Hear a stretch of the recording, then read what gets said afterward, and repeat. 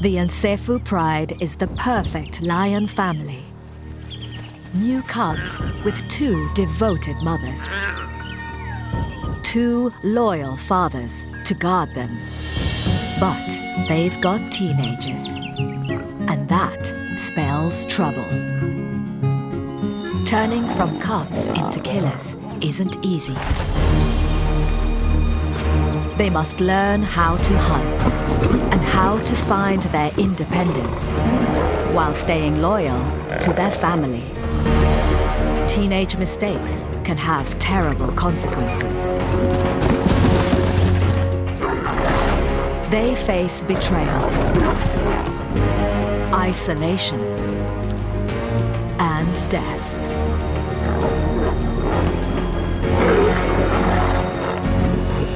Theirs is a journey into adulthood through the trials and tribulations of teenage pride.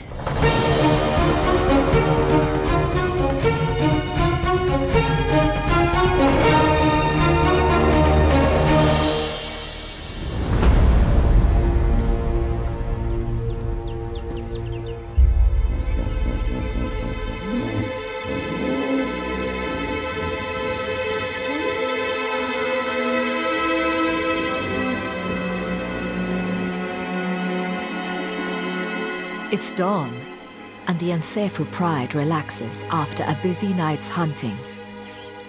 The Nsefu lions are led by 2 dominant males in their prime. At the heart of the pride are 5 adult females and 6 new cubs born to 2 litters. Everyone dotes on the new arrivals. Everyone except the teenagers. They have their own problems. There are 7 of them, ranging from 1 to 3 years old, mostly sub-adult males. Like all teenagers, they face the difficult transition to maturity. But these adolescents are lucky. Their 65 square kilometer territory is on the Luangwa River, the best lion real estate in the area. Born 8 weeks ago, the new cubs are now old enough to hang out with the pride, and even the 2 big males spend time with them.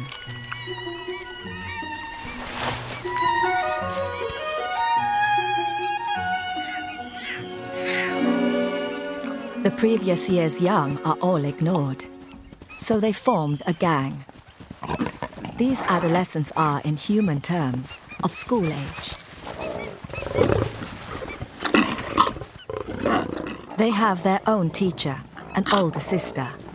Though already adult size, she's still young and playful.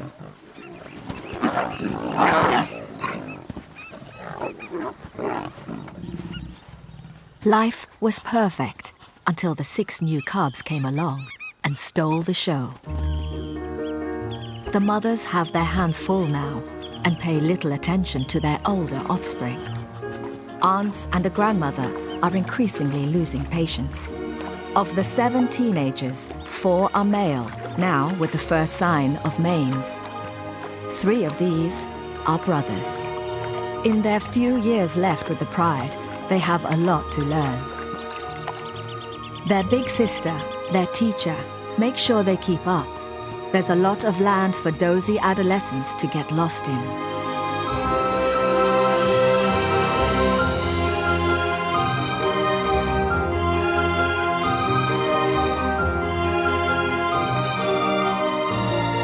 Now it's time to join the pride for breakfast. The hungry teenagers are allowed at meals as long as they join the back of the queue.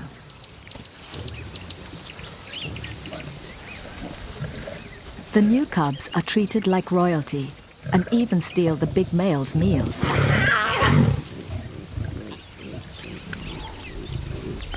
The mothers need extra food to make milk for the cubs. The males are grumpy about having to share.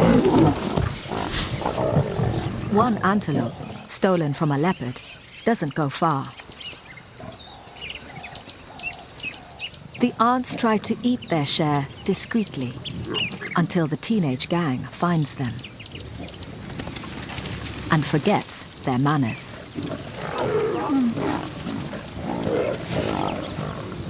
The hungry youngsters often break the rules of the pride.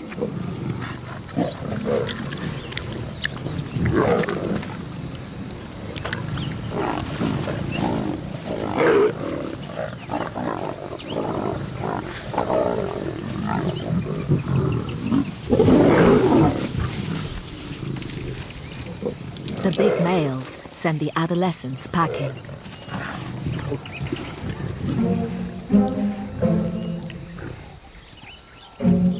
The most important survival skill the youngsters can learn is to hunt, and it's time for class. The pride's favorite food is buffalo.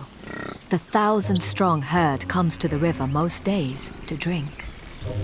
But each is half a ton of power, with lion-killing horns and hooves.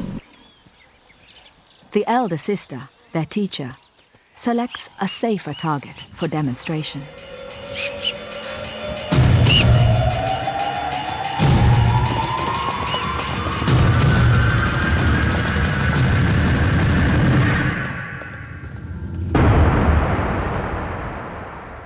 Hunting needs more work.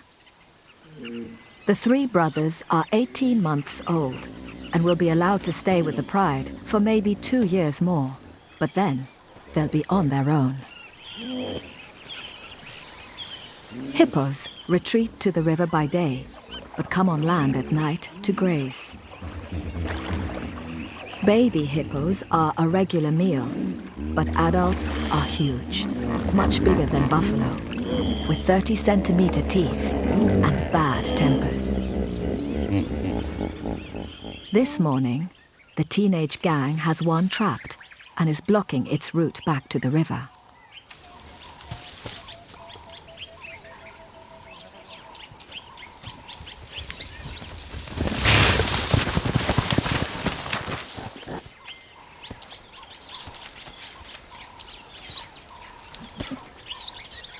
Potential predator and potential prey fight a battle of wills.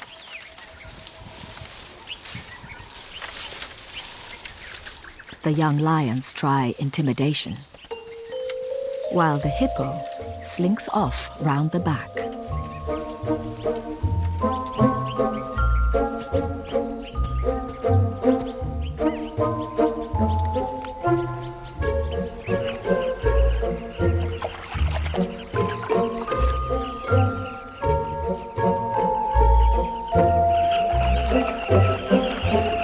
The chatter of brightly colored birds distracts the hungry teens. A colony of carmine bee-eaters nests in the riverbank. Their burrows extend 2 meters or more into the soft sand.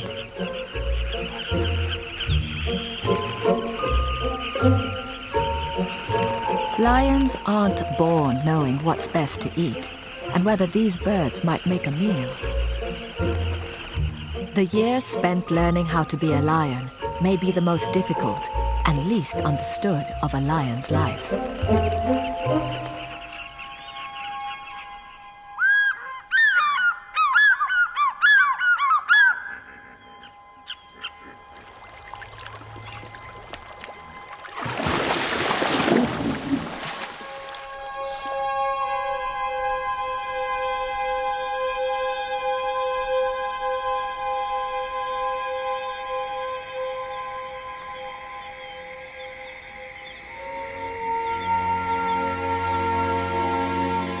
Lions are meant to be nocturnal, active at night. But they're teenagers.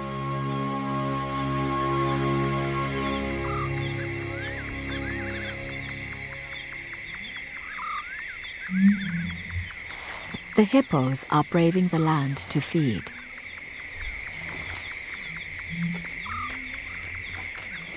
They graze and eat fallen fruit through the night. For hungry lions, 3 tons of slow-moving meat is just asking for trouble. This time, if they work together, so many lions should be able to take on 1 hippo.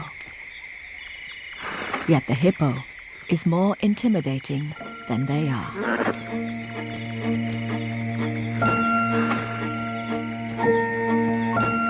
The hippo's sheer bulk is their protection, as are their massive teeth, trampling feet, and belligerent courage. Teenage lions have attitude too, and they spar with the hippos like matadors with bulls. For the lions, it's part game and part lesson. Experienced lions rarely hunt adult hippos. They're too dangerous, but the teenagers keep trying.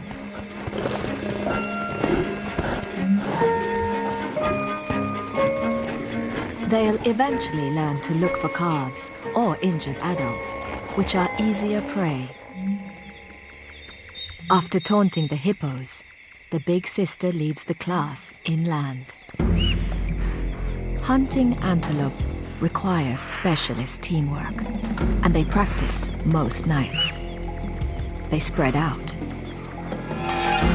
The idea is to drive an impala or a puku into an ambush. Antelope are faster than lions, and they work together too, alarm calling. It's time for the teens to test their strategy. Lions assign themselves different jobs in the hunt. Some become wingers, left or right. Others, part of the charge or the ambush. Once a lion learns its job, it'll eventually fulfill that role in each hunt for the rest of its life.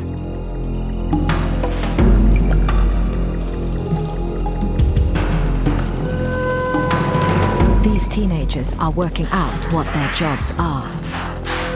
The three brothers coordinate well, but they've not caught anything yet.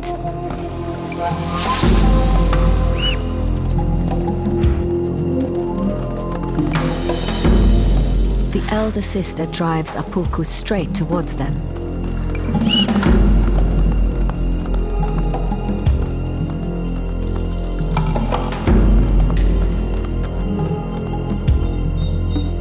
But they miss the ambush.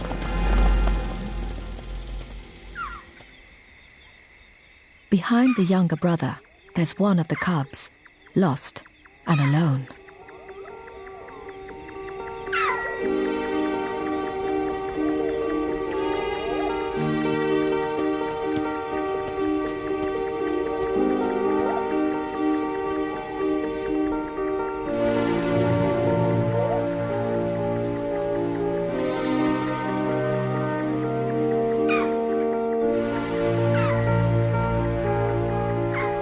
The cub's terrified.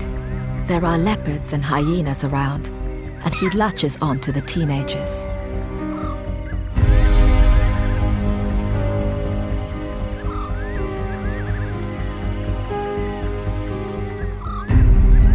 They stop hunting. The rest of the pride can't be far away.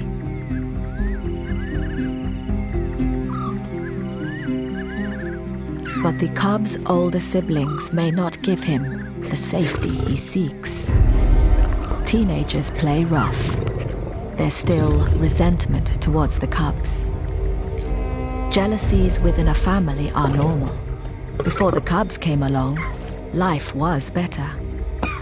And now they wait at the back of the queue. Adolescents have many conflicting instincts. They recognize their little brother. He's one of the family. But lion males are cub killers, an instinct needed for when they take over a pride.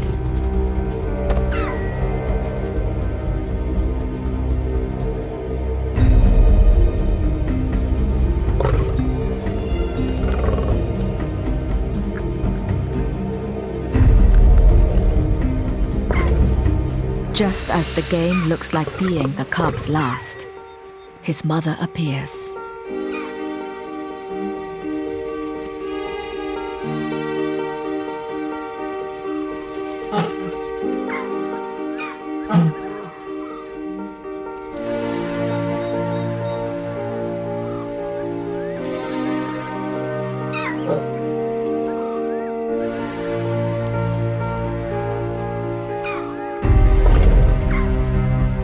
teenagers want their plaything back.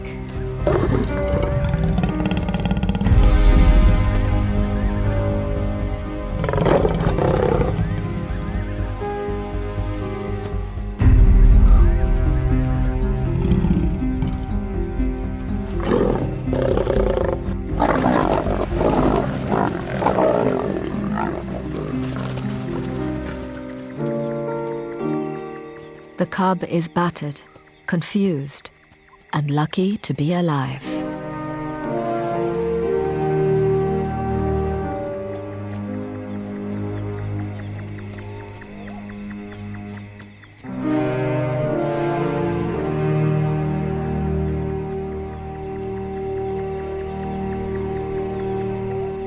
Reprimanded, the adolescent gang heads back to the pride. There's a rumbling, like distant thunder. Stampeding buffalo. The professional hunters, the lionesses, are at work.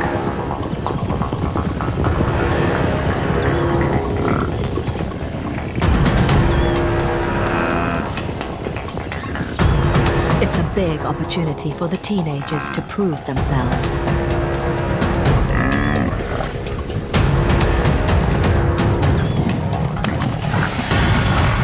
The strategy for hunting buffalo is different to antelope. Buffalo are like tanks, well armored.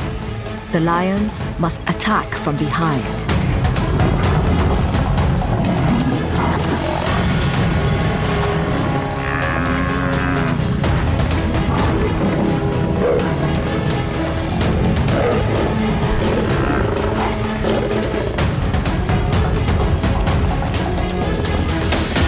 Buffalo is strong and can wheel around, slashing with his horns, lashing out with his hooves. He tramples and kicks one of the yearlings.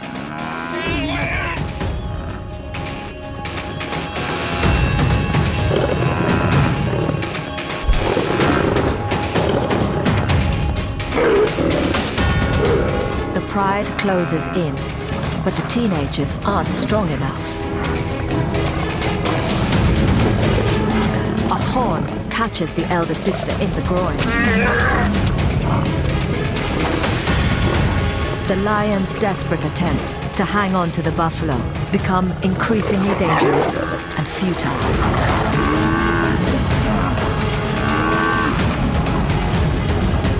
One by one, the lions peel off. Teeth and claws aren't enough. It takes experience as well as courage, and knowing when to back down.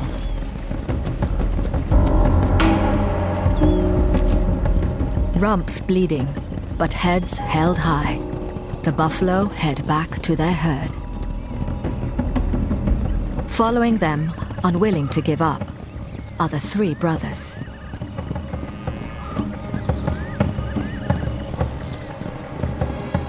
The rest of the pride leaves them to it.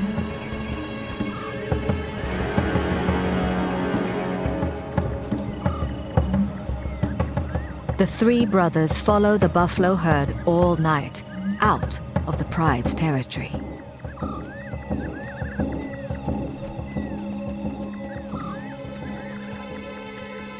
But after a few hours, they've lost the buffalo and their pride.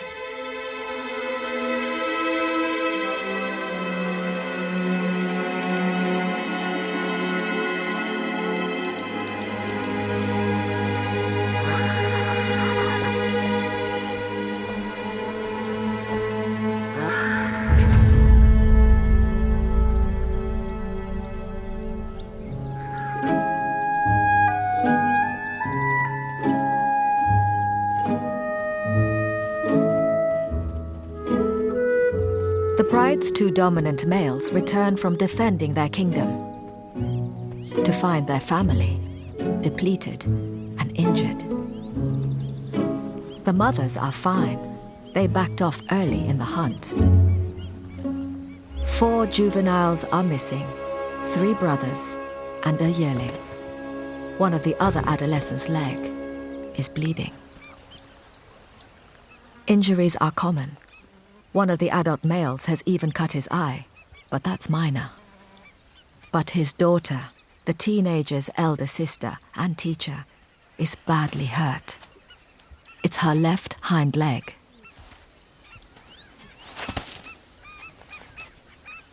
She's fortunate to have the pride.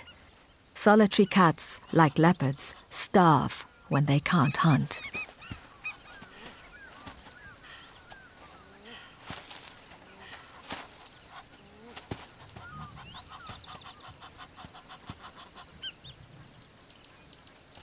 Most wounds heal quickly. There's no blood, and she'll probably recover with a few days' rest.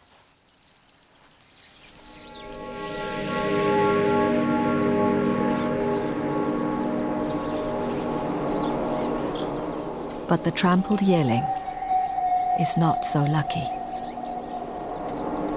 A moment of teenage bravado has caused fatal internal injuries.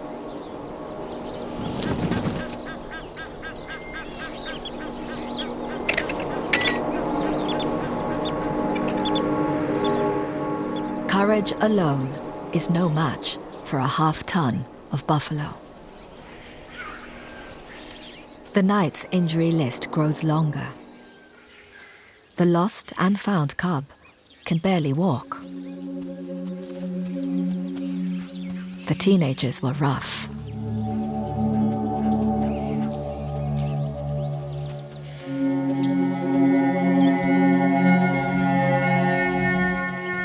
He looks for comfort from his mother, but she rejects him. The pride can't look after a cub that isn't able to keep up. Her instinct is harsh, but it's for the sake of the other healthy cubs.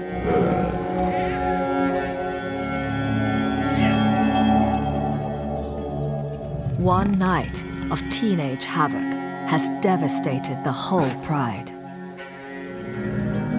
The two adult males don't stick around to help. They often split up to patrol their borders and cover more territory.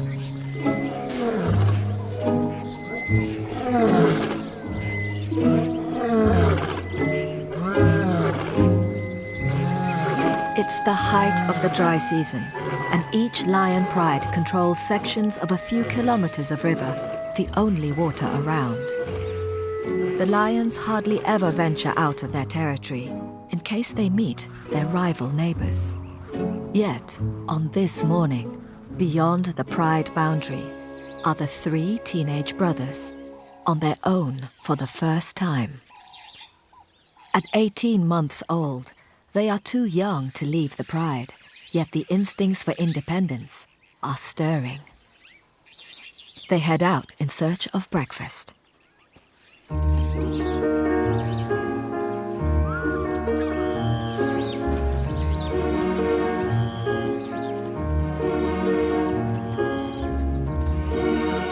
They have a swagger, a confidence.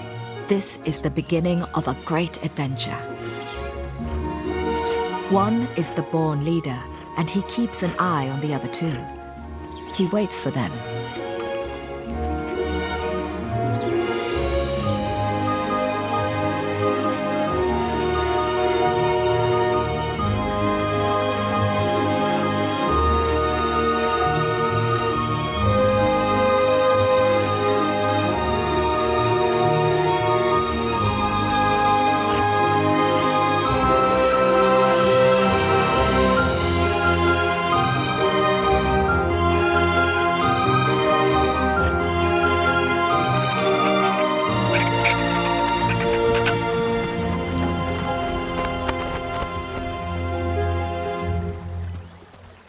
The hippo carcass is days old and thin pickings.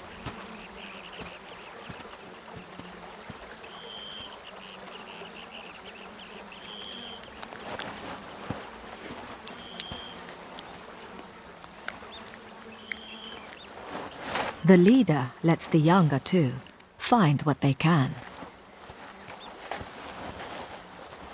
A foot doesn't have much meat, just skin and gristle.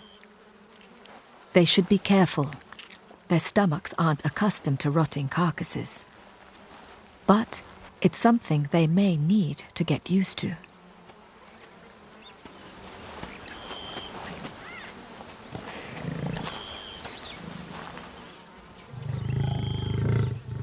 Like many teenage boys, they're prone to fighting.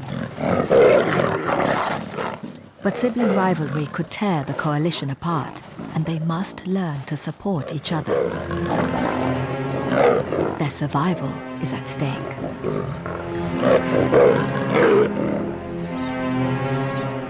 The leader just moves on, and they have to follow.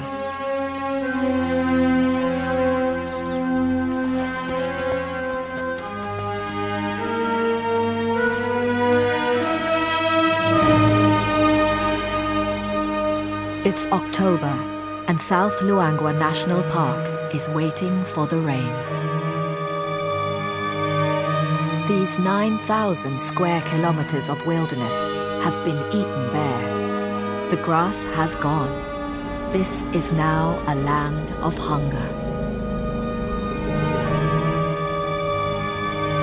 All life is concentrated along the banks of the dwindling Luangwa River.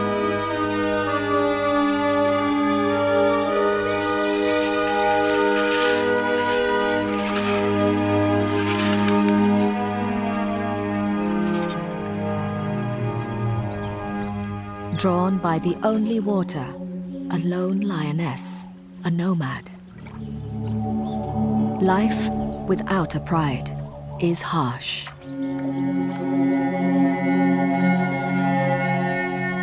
Single lions can scrape by for years, eking out an existence, hiding and starving.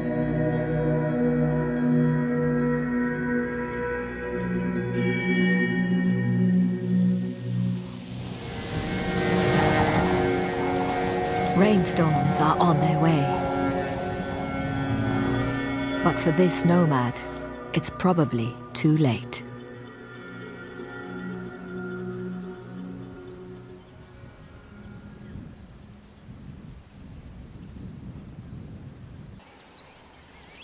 The three brothers are tense, staring intently.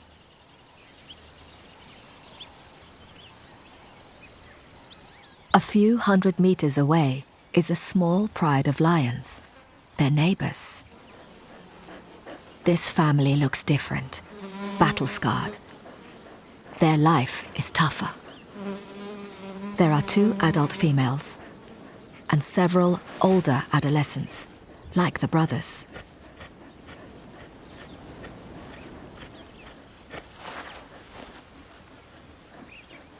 This is a hardened pride from the wrong end of town.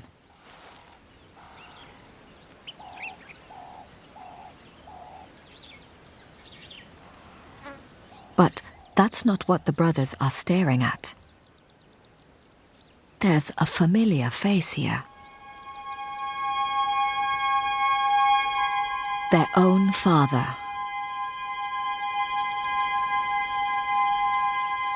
One of the 2 Nsefu Pride males has a second family across the tracks.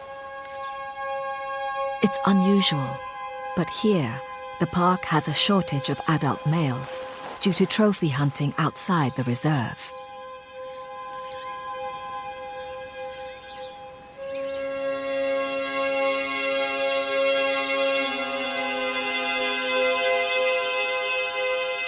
As the brothers watch, he greets the other pride's adolescents. He's clearly their father too. They are a little older than the 3 brothers. This must have been going on for years.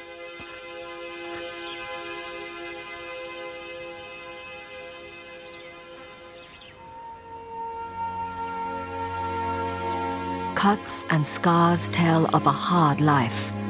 Small prides do less well, pushed into lower grade areas.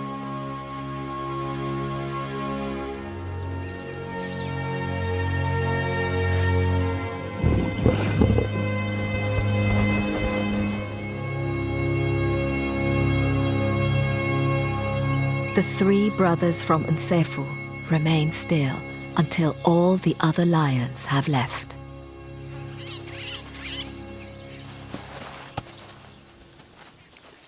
Confused, their confidence gone, they nuzzle for reassurance.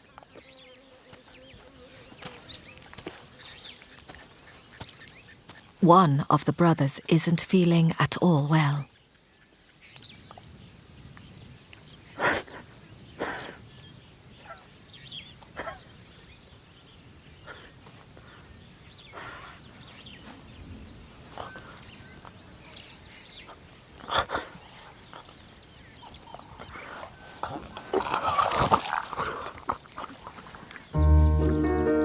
Maybe it's the effect of the rotten hippo. But in many animals, emotional upset can have the same results too.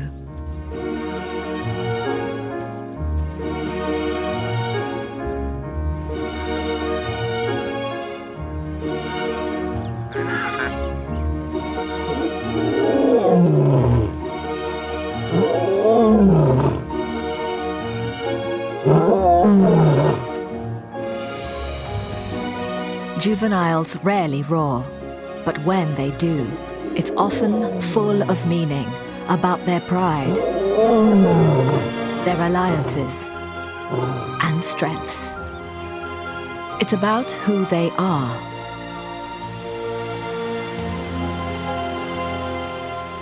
They are three teenage runaways, adventurers, figuring out how the world works on their own.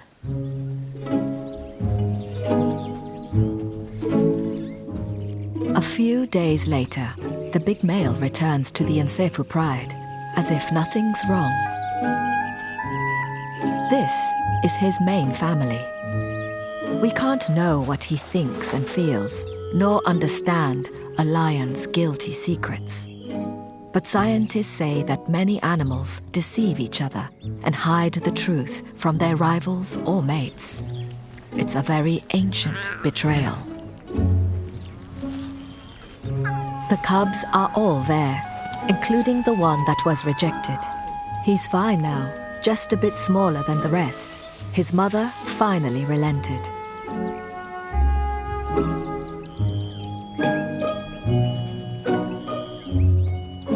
Ignored in the past by his mother and brothers, the lucky survivor is forging a special relationship with his father.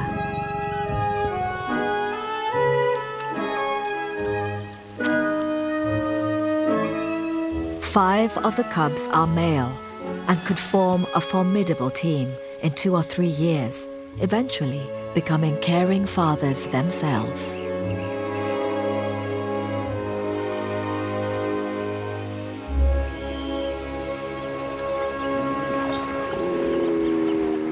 The falling river shrinks the hippo pools. The territorial males aren't happy with their newly confined quarters. If the dominant hippo doesn't get you, the crocs may. Injuries are inevitable. Under cover of darkness, a wounded hippo retreats to the bank. With luck, darkness and dense bush would hide him. But he comes face to face with the Nsefu mothers and doesn't stand a chance.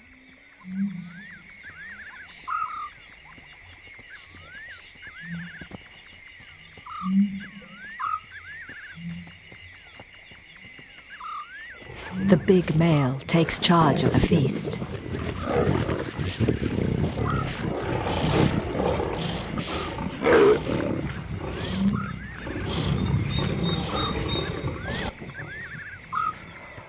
An adult hippo is a huge meal, more than enough for them all. Yet, there's an unusual tension.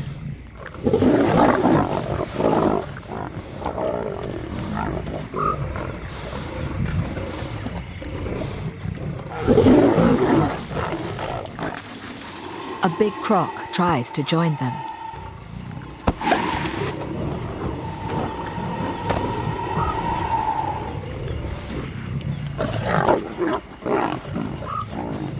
It's too dangerous, even for him.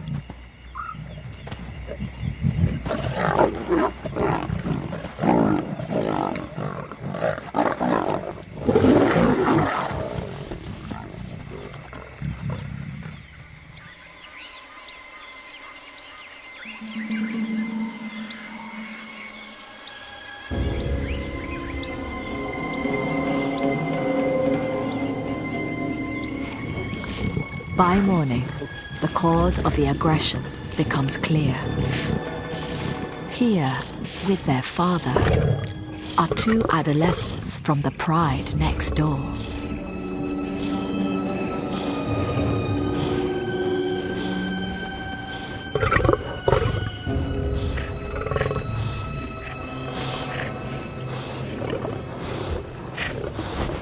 The Nsephu mothers are the most upset.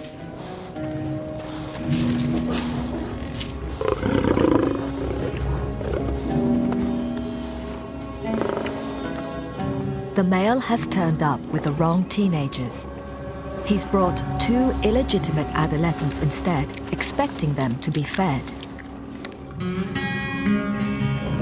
It's like the most awkward Thanksgiving dinner. The uninvited guests are tough, with no manners. They don't know teenagers should join the back of the queue and not talk back.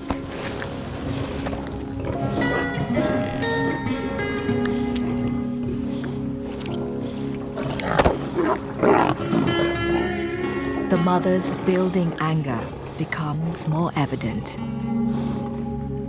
The two intruding adolescents are outnumbered and in serious danger. They have to leave right now.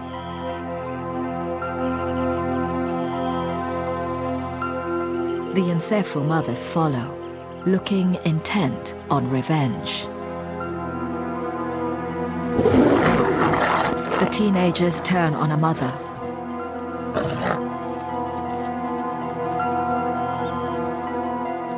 All 5 Nsephu females arrive.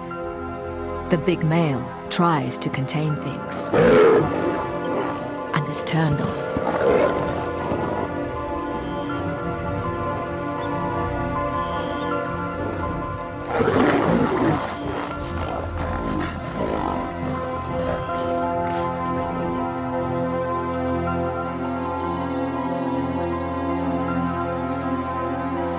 He puts himself between the mothers and the two interlopers. Then, in a display of rightful bloodline, the teenagers nuzzle their father farewell.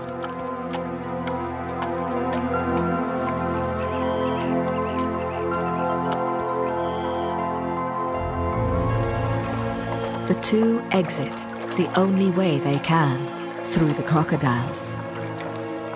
The crossing is the fastest escape route, but it terrifies the teenagers.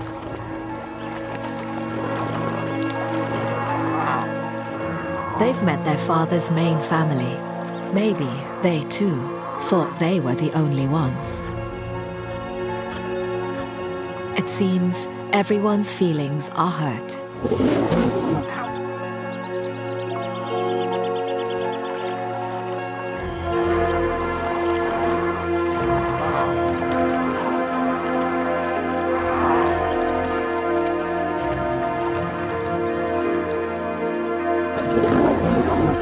The Nsephu mothers are still spoiling for a fight. The neighboring adolescents return home unharmed and well-fed. The Nsephu pride is fractured by hostility and betrayal. The growing tension extends beyond the lion pride. Other animals become desperate in the final days of the dry season.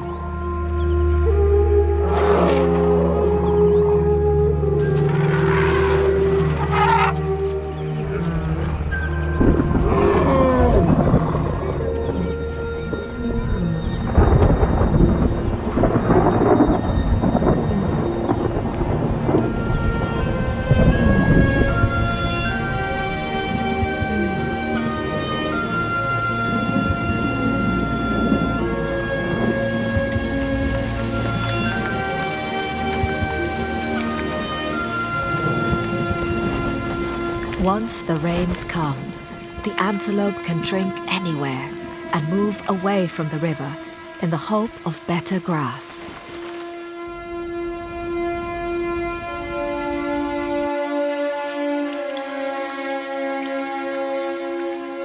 The lions must now search further afield for their food. In these tough times, they can't wait for the 3 missing teenagers to come back.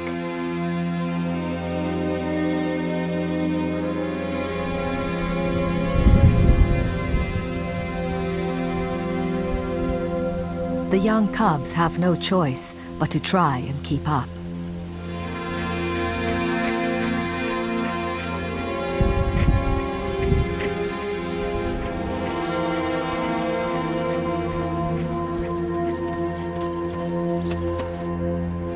The buffalo head out beyond the pride's boundary.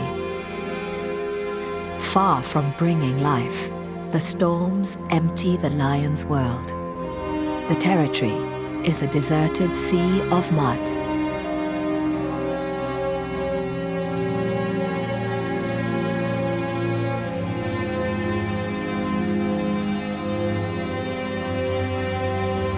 The hippos, at least, are happy.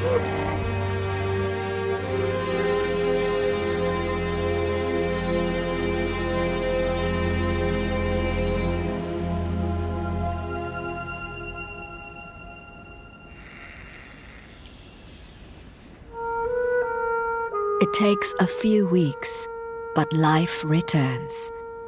Grass grows, and the fresh flush is richest around the river. The antelope return.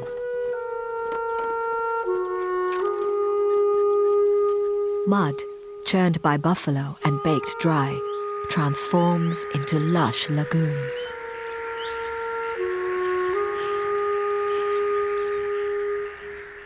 For the cubs, it's a new world. They've only known dusty plains. The little cub, injured by the teenagers, is now hard to tell apart from his brothers.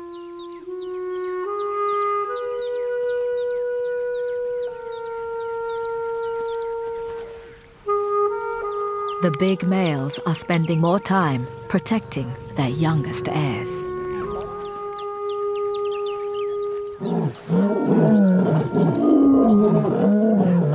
The mothers join with the males in roaring to proclaim their pride.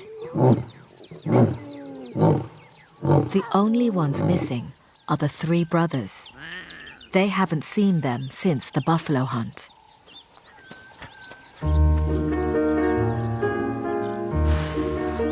Then, one day, one appears.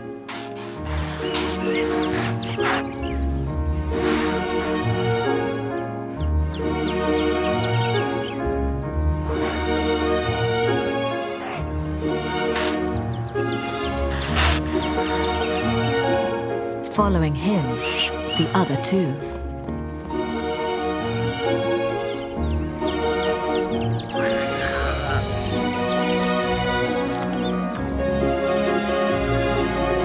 They are back, looking surprisingly well.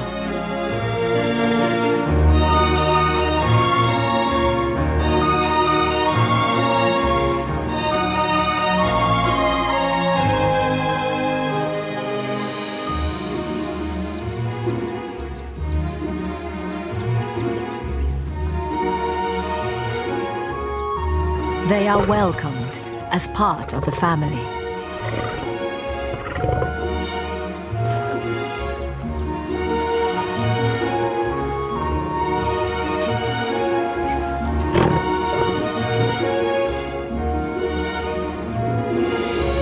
The whole pride is together again. The 3 brothers have learned a lot on their adventure and are ready for their next chapter. It's a new season, a new beginning for all the lions of the Nsefu Pride.